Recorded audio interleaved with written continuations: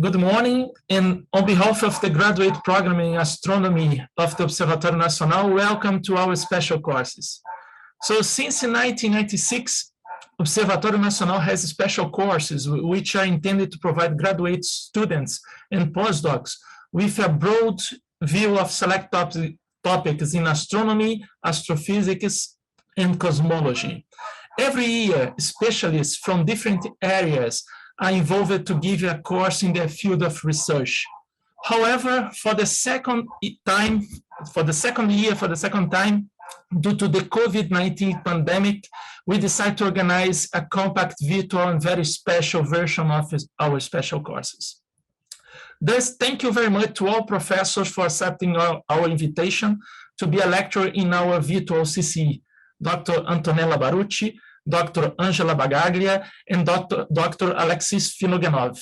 And special thanks to the organizing committee, Dr. Simone Daflon, Dr. Daniela Lázaro, Dr. Renato Dupke, and also Dr. Jailson Caniz.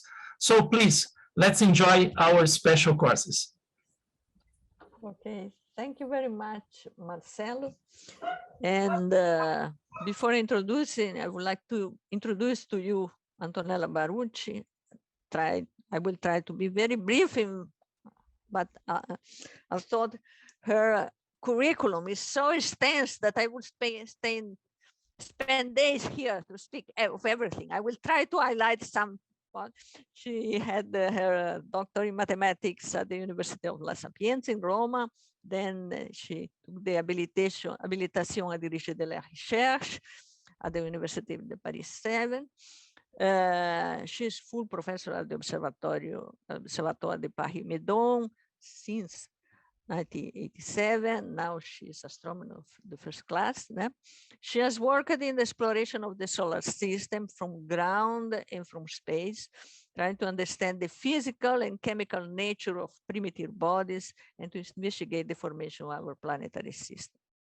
She has been PI on co-PI in several instruments on board of several missions since the Cassini-Huygens, the SMART 1, the Rosetta, the ESO Rosetta mission. More recently, she's involved, she's PI of one instrument in the Mars Return mission, the NASA Dawn and Osiris-Rex, and the JAXA Hayabusa 2. She was also the leader of the proposer of the ESO missions, the Marco Polo and the Marco Polo Air missions, sample return mission to asteroids, who were selected in the first phase. Has been visitor scientist in several institutions around the world, institutions since like JPL, MIT, and the National Observatory in Rio. She has been visiting professor in the framework of the Science Without Borders program between 2014 and 2017. She has been several times at the observatory. She was never in the invited to be in the CCE because she has been several times at the observatory. She has published more than 300 referred papers and several books. In special, I would like to mention she was the co-editor of the Solar System Beyond Neptune book, the Arizona series. And she was the PI of the first large program at ESO VLT, exactly on TNO, and is exactly this what the topic of her lecture today. It is with this large experience in this population that she has agreed to give this lecture in the virtual CCE today. As already been said, she was invited to be here in 2020. But due to the COVID, it was everything postponed. She had already the ticket, they are taken by everything planned, and she had to cancel due to the pandemic. But we would like to say that the invitation is still open, and we hope to have you in person in a very near future. Okay, thank you very much, Antonella, for accepting to give this lecture at least and to be with us today. Okay, thank you. Words with you. Thanks a lot, Daniela. It's my pleasure to be here with you, and it's my pleasure to be in Rio. And I hope to come back soon, as I collaborate with many of you many times in many projects, also on trans-Neptunian object observation. So I hope really that this pandemic will finish soon and we can collaborate with the face-to-face meeting. So I will speak about the trans-Neptunian objects today. As you know, the trans-Neptunian objects is a population of objects that is behind Neptune and is here represented in blue, but you have many other objects that are closer and that can be considered as trans-Neptunian objects.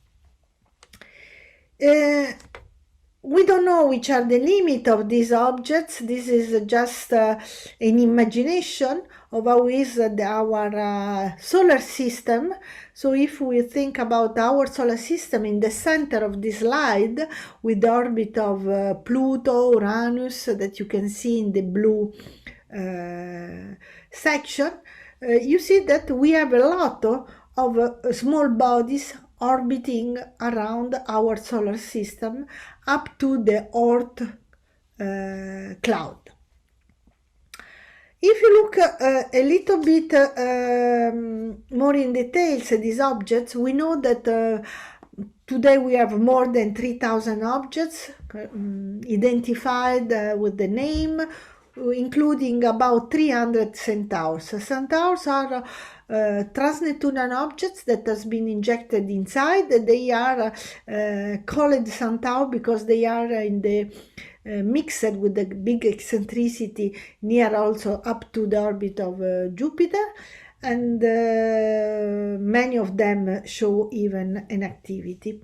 So we know that there are many objects, probably more than 2,000 objects, 200,000 objects with diameter larger than 100 kilometers, and the biggest, of course, are Pluto and Eris. We have different magnitude from 17 like Makemake or up to 28. That is the limit of visibility when we discover and observe an object. And of course, we have many different dynamical populations. Here you see in this graphic on the right a little bit of a different cut of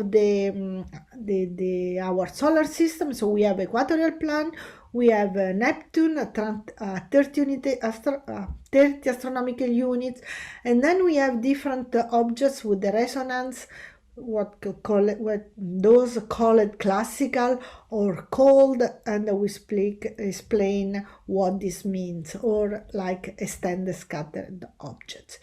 Here you have just an image of the largest object, just to give a reference with the Earth, to have an idea of this object. So the first one was discovered in 1992. Up to this day, we know that our last planet was Pluto, but we didn't know any other object. But of course, this was a big discovery because these objects are faint, they move very slowly, and here is this image of the first discovered, and you have an asteroid trail just to have the comparison, because it's very difficult to discover these objects. They are so far away, they move. The movement of this object when you were looking is very small. So we say we discovered the first one in 1992, but we had many people that make it hypothesis, like Jacques Babinet in 1848, that was the first one that was proposing a trans-Neptunian planet. Then we have Percival Lowell, that was starting to discover the X planet, to observe the X planet, up to we had Clyde Tombaugh that discovered Pluto. And of course, after that, there was many people that tried to observe and to make hypotheses on the possibility to have other objects far away. Why we had just up to Pluto and not behind that? And for this reason, the first objects were called Edward or Kuiper. because this was also the two people that hypothesized this population of planetesimum behind the planets. There was a little bit dispute between the world, because Kuiper was American, so this is the Kuiper population. Edgeworth was European, so America wants that we call it Kuiper. We were calling Edgeworth, and then we were calling Edgeworth the Kuiper. Now everybody called trans-Neptunian object. That is the best solution. But I like also to call, to remember two of our colleagues that are still working, very active, that give very good contribution to this population. This is Giulio Fernandez, that I think you all know him very well, and Wing Ip. They really gave a very good contribution in the study and the hypothesis of the existence of this body. So they were really very brilliant, and we have to remember this in our story. So just to say what is, during the formation of our solar system, you had gas and dust were orbiting around the sun, and this gas and dust was accreting together, and then we had the collision, and so we had the object that we call planetesimum. So these objects can be considered like a planetesimum. Of course, some are biggest. We can have embryons of planets, and then we have the planets, and these trans-Neptunian objects are the building blocks of our solar system.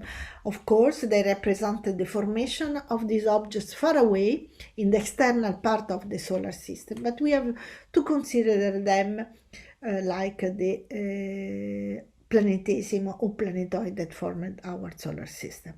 So I like to show here this Pluto orbit that you see is a little bit different from the planet orbits, and then you have some other objects that are more far away, like Eris or OR10, that are part of this more scattered objects with the Aphelio and Perihelio that are much different from the normal population. So I don't want to remember, I think you all know the story when Pluto was classified as one of these Kuiper Belt objects. Was a large discussion. Daniela Lazzaro was there at the International Astronomy Unit Commission to discuss why we have to put Pluto in this population, because Pluto has the same characteristics of these objects, so there was no reason to be a planet. But this planet was discovered from America. The United States, USA, wanted to have this as a planet because it was the only planet discovered by them. But finally the science win, and Pluto was declassified and not be anymore a planet, but just a member of this population. And this because we found one object was larger than Pluto, so we could not say this is the biggest, and the dimension cannot classify that object. So the trans-Neptunian objects, if you see in this diagram, are distributed here on the solar system. You have the astronomic unit as axis, and then you have the inclination, and then you have also some concentration that are where we have the resonance. So the resonance are in red, and the classical objects that have more spherical orbit are here in blue in this graphic.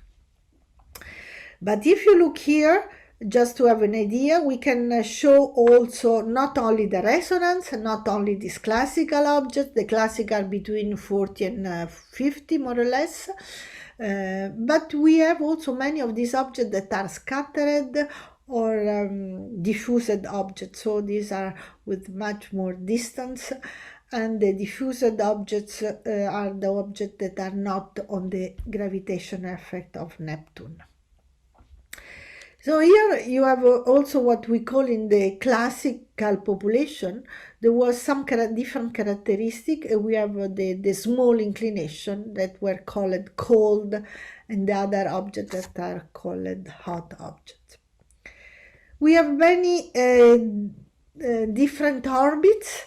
We have orbits like Sedna that has a Aphelio that are about 1,000 astronomic unit. That is huge, far away.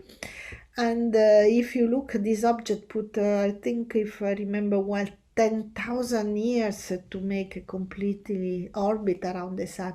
So when you discover these objects, the chance to have it back to the position is not in the story of our human life, at least our life of about 100 years. And of course, you can discover these objects only when they are at the perihelion. This was discovered when it was at the 78 astronomical units, so very close to the Earth. Otherwise, it became very difficult to observe. So I like to show this because give really the idea of is the orbit up to Jupiter, then the orbit with all the planets, the external planets, and then you have the orbit of Sedna here in red, and then you have the Oort clouds here around with the orbit of Sedna just in the middle. So just to give you an idea of the dimension of our solar system and how many other objects can be here with the perihelion still close to the Earth with the value biggest, and about the inner clouds, Oort clouds, we make many hypotheses even if we never have seen these objects because they are just too far away. But they can come inside, and of course all the objects come inside that have an activity that come from Kuiper Belt objects or from Oort clouds. They are called comets because as soon as they come close to the sun they have an activity, they show an activity. But all the trans-Neptunian objects are classified just as asteroids because when you discover you don't see any activity. So the standard way when you observe an object, there is no any chioma, chevelure around, any activity around it, you classify it as an asteroid. Or if you have any activity shows behind, this is immediately classified as a comet. But of course, the comet comes from trans-Neptunian object, so you see the limit between asteroid and comet is really very rough. It's just to in function of the appearance when you discover them. So here you have a number of objects with their satellites. Many of them have satellites. And here I like to show these pictures that are one of the biggest results that were obtained with the Space Observatory Herschel. Is a telescope in the space from European Space Agency that observed in the infrared many of these objects. There was a very large project. We had about 370 hours allocated for this project, and about 150 objects were observed at different wavelengths, and we were able to estimate the albedo, the diameter, and many other properties. So in white are the objects represented with the higher albedo, and in dark brown the objects with very low albedo. So as you see, we have a lot of variety objects. So these objects are far away. These objects have to have ice in the surface, but in many of them we are not able to see ice. Many of them they can be like an asteroid, like a CD type asteroid with a very dark surface. I like that this was one of the best techniques to estimate the diameter, and this was the huge survey did to have a diameter of about 150 objects. But of course, you can have also diameter with occultation. With occultation, you can have an idea of diameter, but this is much more difficult. You need to have occultation by a star, and in this case, you can have also some silhouette and the shape of the object. So here you have just an idea of this big project with Herschel that give the diameter and also the albedo. So you can see the variety of diameter with the albedo. And at the end, of course, the largest objects have also a higher albedo. This is in general. So when you look individually by the different classes, between classical, scattered, or the Plutinos. Plutinos are all the objects that are in the same resonance like Pluto. You see that the distribution of albedo is very similar. Here you have the average albedo. There is not really a differences, except that for the cold classical that seems to have a higher albedo, or the detached object, those that I was calling diffusé in French, but is detached in English, that seems to have a little bit higher albedo. Otherwise, if you see in mean, the value of TNOs, the albedo is between 7–8% and is very similar to the Jupiter family comet. The albedo of comet is very similar in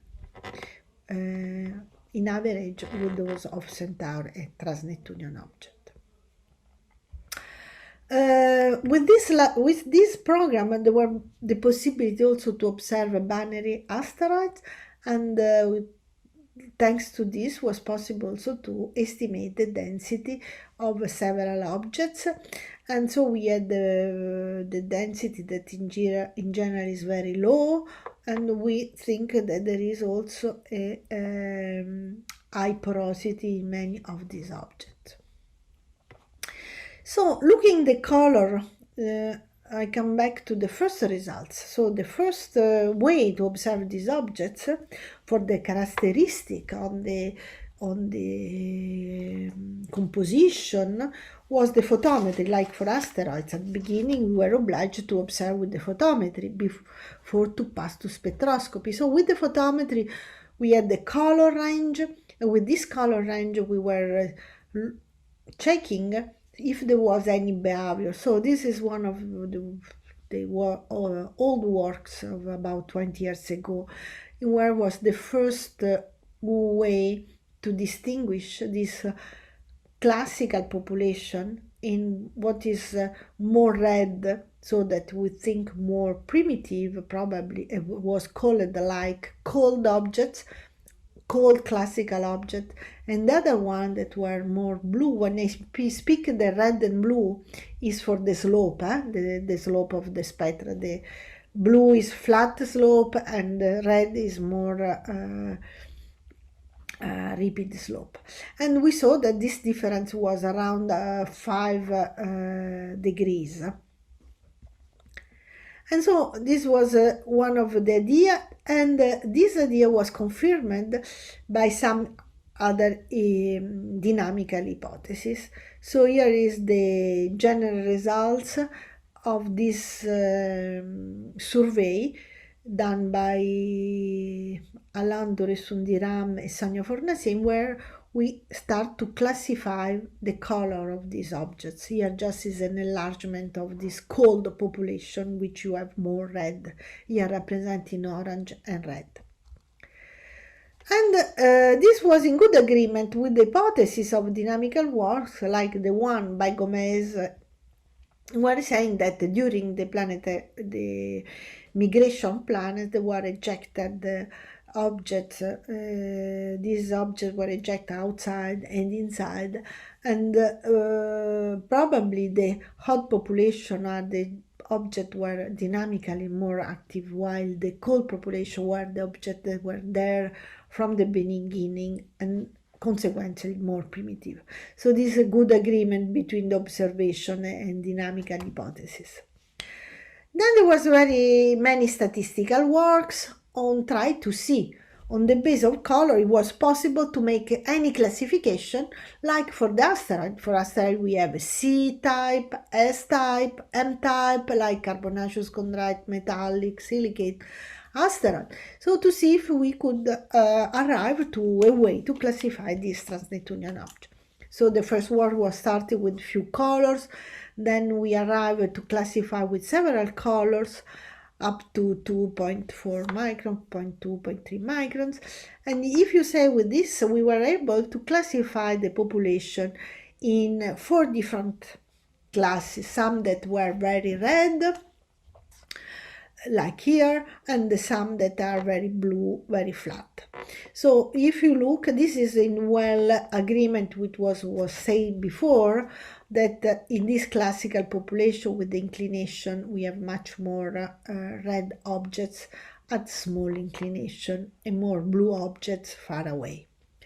While if you look in the other classes, you have a mixture of objects, so the larger difference is only in the classical population.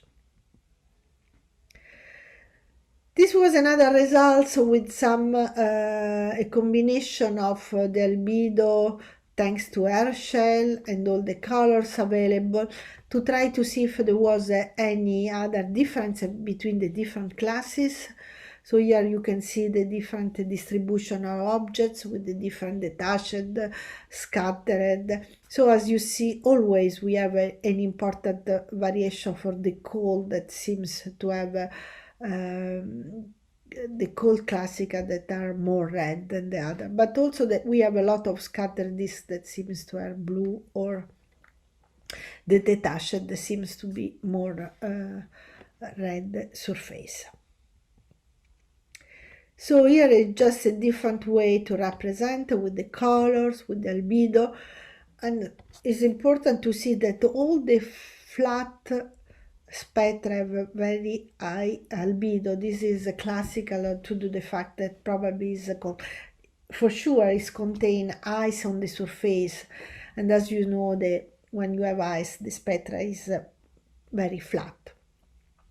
But of course, why we have these red objects? These red objects you can have for irradiation or for many more organic or methanol or methane composition, because it has a very different spectra in the way they reflect and their calcification. So this is what we know on the base of the spectroscopic albedo and dimension. But what we know about real composition of these objects? You have to know that these objects are very, very dark. So they are far away, they are dark, faint, and it's very, very difficult. This was one of the first larger survey that we had with the VLT. We had the 3 telescopes in parallel with the visible, far infrared, and the other one with the photometry to make the conjunction of the different pieces of observations.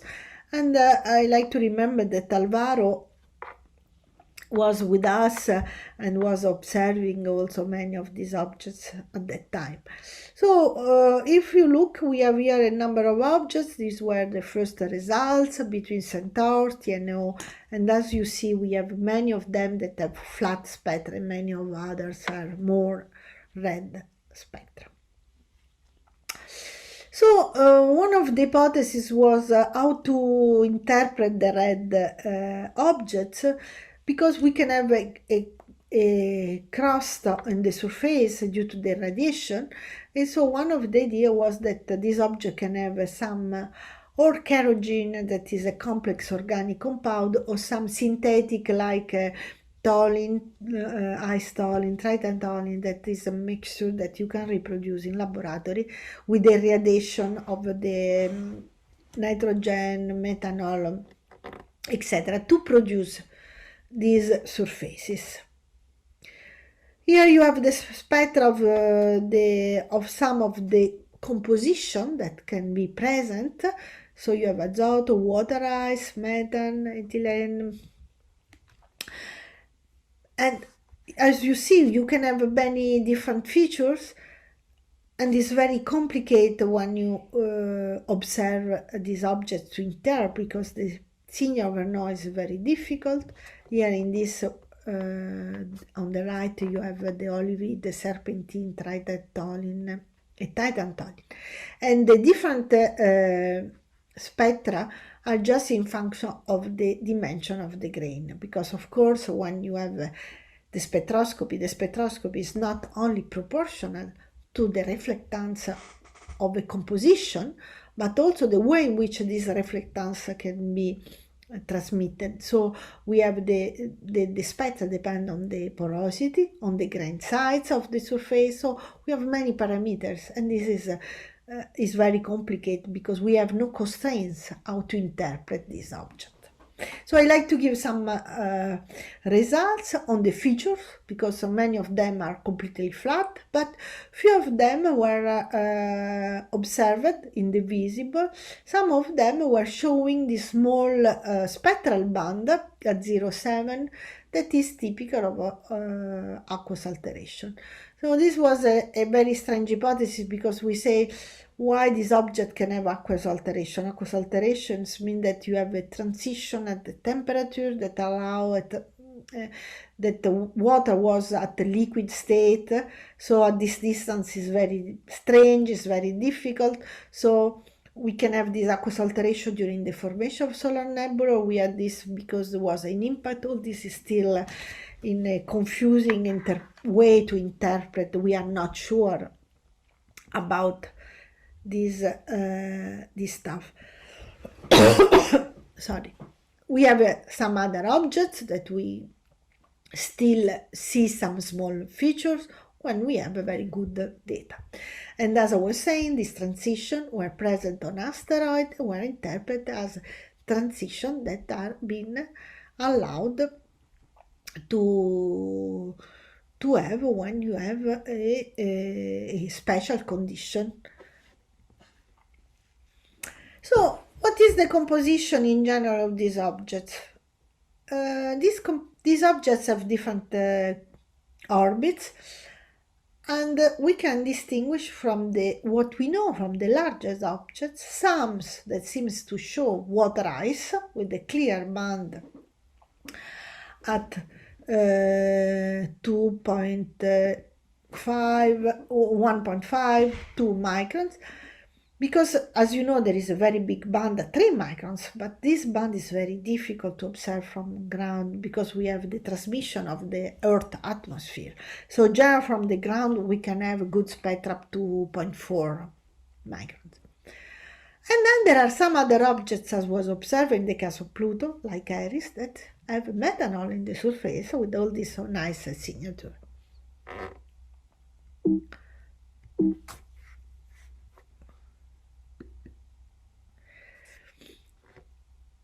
Allora, methane ice is on Eris, but we had many. So here you have Eris and Pluto. These two objects, as you see, is very similar, even if the slope in the visible is different. So there was many ways to interpret. We make some radiative models to try to interpret the surface with some methane ice, with different grain sizes, nitrogen, or some toluene. The toluene is this material that allow to have the spectral more red. So we can make several mixtures. We can fit very well the spectra. This is one spectra obtained at TISO with the VLT. And then there was also this hypothesis to have some nitrogen due to the shift of the band of the methane. Then there was, for example, always in the case of Makemake, a nice work done by Brown et al., in which he saw many more signatures with very good spectra. But this is, Makemake, as what we say before, is one of the brightest objects in comparison to the all others. And so there was an hypothesis to have a composition that is not only methane, because if you make only methane, you have this red model, but with the ethane, ethylene, propane, and paraffin, that are all this product of some alteration of the methanol. So this seems to fit much better the spectra, but of course the real composition is very difficult to know in details. So there are objects that have also methanol. This is, for example, Pholus. Pholus is a centaur, is very red, because methanol also is very red. And this was one of the first objects detected, because it's a centaur, so it was closer, brightest. So we had the first observation from 1998 from Dale Cruikshank. And then we found also some trans-Neptunian objects like this one, with very similar behavior, with some signature of methanol. And so you see there is a really a strange way to interpret, because we have not the same population, same dynamical population with the similar composition, but we can have a completely different dynamical population with different complete composition, like in this case a centaur and a classical object. Then we have Sedna. Sedna is these scattered objects far away, as we were saying before. Seems big, about 1,000 kilometers in diameter, and also in this case we have methanol in the surface. And to fit well the spectrum, even if you see there is a lot of noise, we had to mix some tridentolene, some amorphous carbon to reproduce the albedo, because these objects very low albedo, so we need always a very dark material on the surface. We had some nitrogen, because here we have a signature of nitrogen, and then here some band of the methane. This is some other observation. We have an object was Quar that was observed in different telescope, and as you see, any with different resolution, but this was one of the first also in which we detected the water ice, clear detected the presence of water ice. And this work was always done with this with the VLT observation. As you see, we were the first to say that this is water ice crystalline, because you have this band here at 1.65 micron. So Quar was observed later on with many other new instruments, always at VLT, and we were able to improve the spectra decomposition, and we used also some data on the far infrared here at 3.55 micron, that was with the Spitzer telescope, obtained with the Spitzer telescope. So we were able to make a more sophisticated model, but of course more component you put inside, better you can fit your spectra, but this doesn't mean that really this is the real composition of this object, but at least this is give you an idea of the composition of these objects for the moment. So we have objects that are more flat, like this one, which you can put some more ice in the surface, or you have, like Haumea, a lot of surface in the a lot of ice, water ice in its surface. This is clear composed essentially of water ice. In some objects we detect ammonia. Ammonia is seen in Caron, on Quar, and so this is something very important, because this means that these objects can be really very primitive to have this ammonia on the surface. Orcus also was, this is one other spectra where we had some ammonia diluted in crystalline water. So you see we can improve the composition and the interpretation of the surface. But I like to show this graphic that is done by Schaller and Brown et al. Later on, which you see that the biggest objects, here is more or less all the objects that were observed up to 20. So I think I like to conclude this presentation saying that these trans-Neptunian objects are very useful to understand our solar system. They are primordial objects, they are the origin of the comets, and they can keep many information of the formation of our solar system. Unfortunately, it's very difficult to observe. I think we arrive at the limit of the observation. Even with the very large telescope, with the 10 meters telescope, we cannot observe anymore, because we are really at the limit of capability. But we hope with the new generation telescope, with the new generation instrument, we can still continue to have many discoveries on these objects. Thanks a lot, and sorry for this interruption. we are asking sorry to you for. Thank you very much for this very nice overview of this very interesting population with so many information that we have. And so I will start with the questions as already told by Simone. I will give the word for people who are raising hands. So please raise hand. And I've seen that there is already one raised hand, and I will pass it to Marcelo. Marcelo, please. Okay, thank you, Daniela.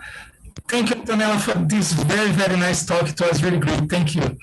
Okay, so I'm not from the area, but I have a curiosity. Why have the larger TNOs the highest albedos? Is there a physical reason for that?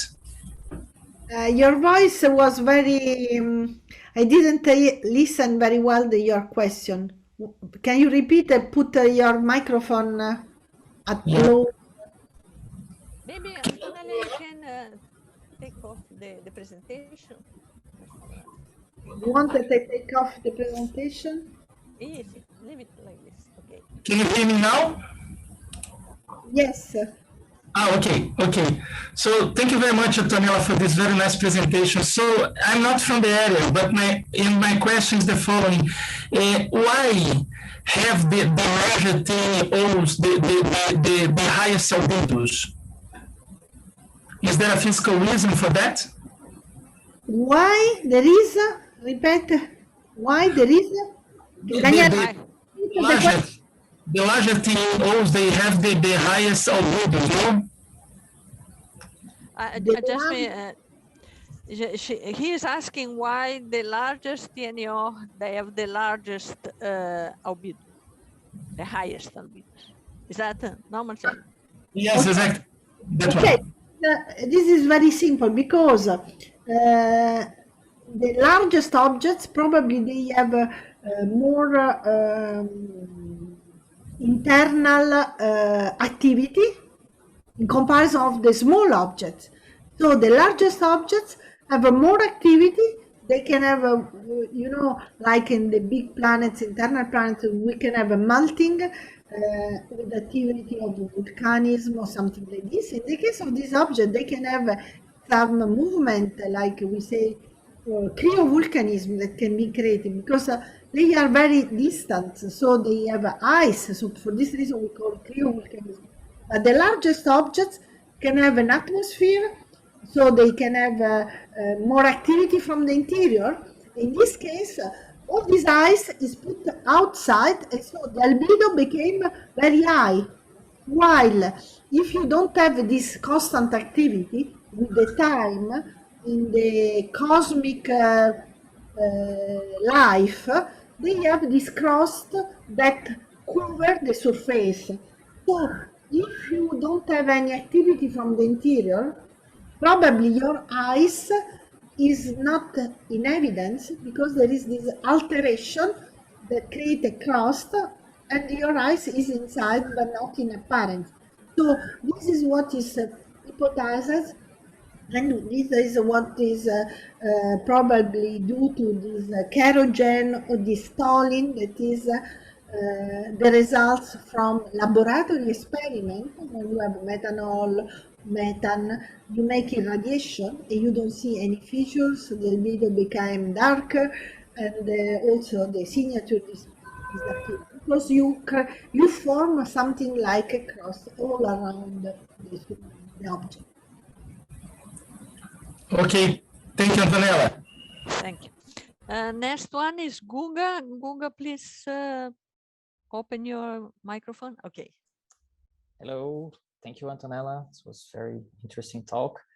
My question is, with the next generation of telescope, you expect to see smaller objects and farther away.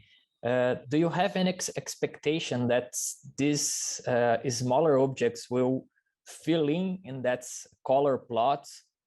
I mean, they will have this. You expect that they will have the same colors, or you expect a new class, a new group, or different families in this? Probably as soon as you have a new discovery, you can have a new classes, a new group. In any way, up to now, we have from flat object, from flat spectra, say those that have water ice or you don't see any feature, to very red. The very red are all those which you see the volatile, or you have this irradiation that allow them to become very red.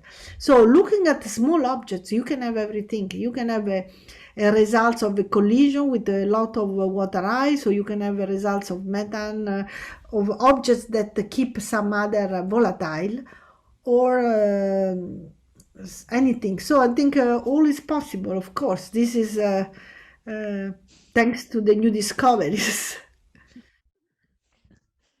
Okay. Next, we have a question from Felipe Monteiro. Felipe is among the attendees. Okay, can you hear me? Yes. Okay, thank you. Thank you, Antonella. Thank you for the nice talk. Could you talk about the binary trans-Neptunian formation? For example, if it is more common occur by capture or collisions, and how the loose mission can shed light on this binary, since Trojans can come from trans-Neptunian region, for example. So the problem is that I think now binary is something very common everywhere. Before we discovered the first binary asteroids with the mission Galileo, we did is the small satellite Dactyl. But now we have binary asteroids, we have binary trans-Neptunian objects, we have binary Trojans. So the Lucy mission will give many explication about the formation of the binary, because they will give constraint on the composition. So if you have exactly the same composition, this could explain that these captured objects were already binary before, or you can have some captured objects. I think for the moment on the trans-Neptunian objects, you cannot say anything about the binary. There is many words about colors. They say the colors are primitive because we have some binary which we have the similar color, but I think is still very small, the information we have. There is a lot of discovery to do yet, and there is many things that we still do not understand. So I think we are looking around the other exoplanets, other planetary system, but we have still a lot of information in our solar system that we don't know. We don't know our frontiers. We don't know up to where we arrive. We don't know the population. We have some estimation. We have some idea, but there is a lot of things to discover and understand on the solar system. Oh, thank you for your answer. Okay, the next one is Thiago. Thiago, please. Unmute. Hello. Hi, Thiago. Thank you for your presentation. And my question is, what are the most important information that the study of these objects can give us about the solar system formation? These objects are, in one sense, the planetesimals, as we say before, because they were not allowed to form a real big planet. When I mean even the biggest, like Eris or Pluto, that are 2,400 kilometers, they are still small in comparison to Jupiter, Neptune, all these big planets. And there is few that are big, but as you see, many are small. Many others are much more smaller, we have not seen. So these objects are those that formed our solar system, as we call the brick of our solar system. So we have the asteroids that give information about the solar system in the interior part, because they are formed more close to the sun. But all these are objects that are more far away in the cold regions, and then give all the information about the formation of our solar system at that distance. So they can give the constraints on the material, on the temperature, on the all this input that need to make the models, because all what we know about the formation on the origin of our solar system is made by models, and this model needs constraints, and the constraints are given with the observation. If we don't put input with the observation, with the real data, we cannot have a model, we cannot have a speculation, we cannot make any theory. Okay, thank you. There was Alan that raised a hand, but I'm not seeing him anymore. I don't know if he wants to speak. But then we go to the Marcelo.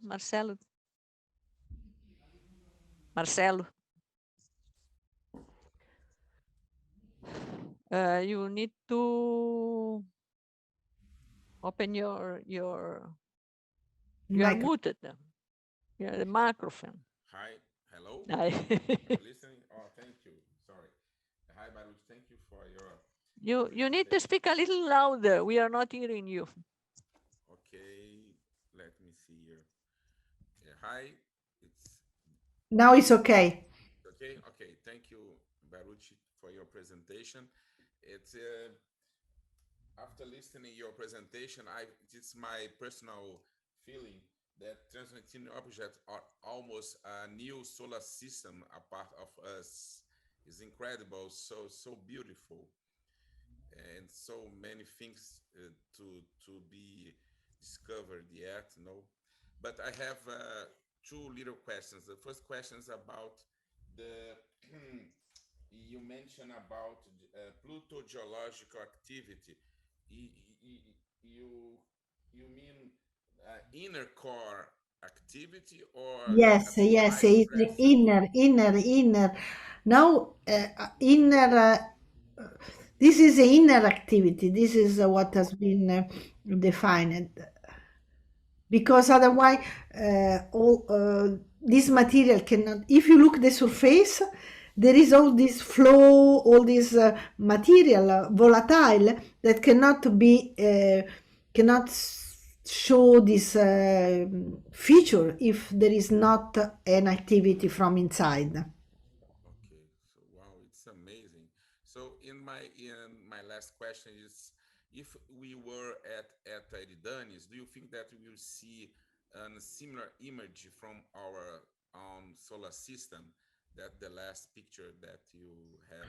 Of course, if yes, is like I like to show these pictures. That this one is just is not a real picture. Of course, we cannot go out of our solar system. But I think if someone see us from outside and is looking the solar system, probably, I don't know if there is all this material in the pole, because there is more concentration material in the equatorial, but we see something similar, because you see the planets are just here in the center. All this material, the Oort clouds arrive up to 50,000 astronomical units, probably 100 astronomical units or more. So we don't know which is really the limit.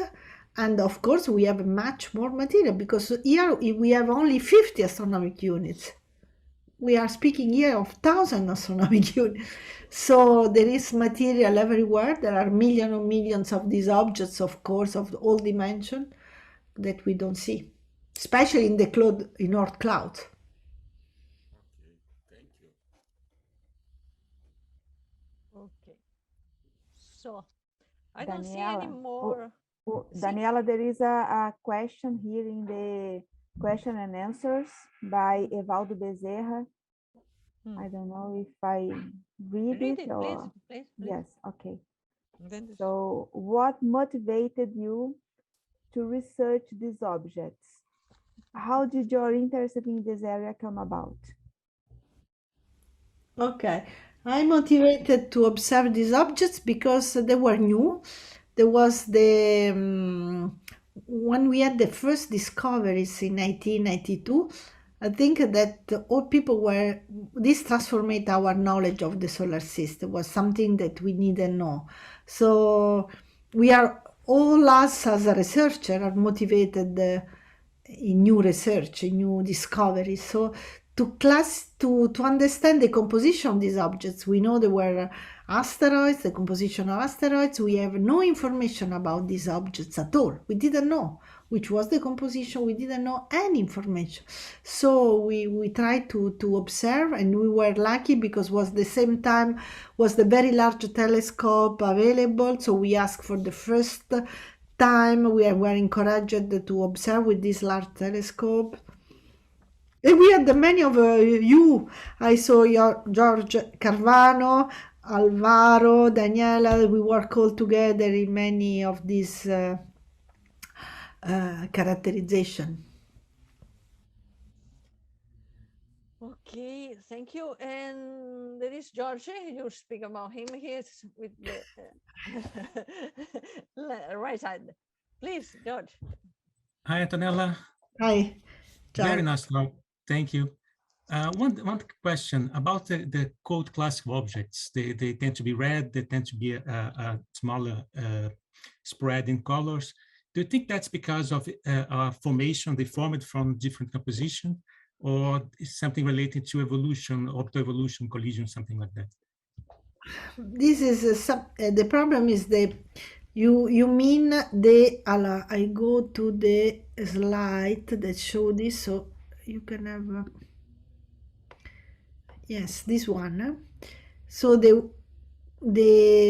this population, the small red, the small and the red, this one, this is the hypothesis that it could be more primordial, because the other one, if you think the hypothesis of the planet migration could have more collisions, so they have been ejected, while this object could be there without to move from a more long time.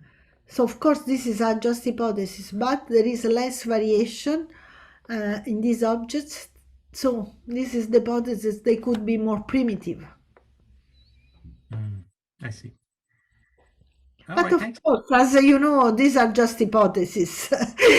Yeah, we really don't know. So we can discover that everything was wrong, and there are some other idea that explain the differences between this. But what is strange that is in this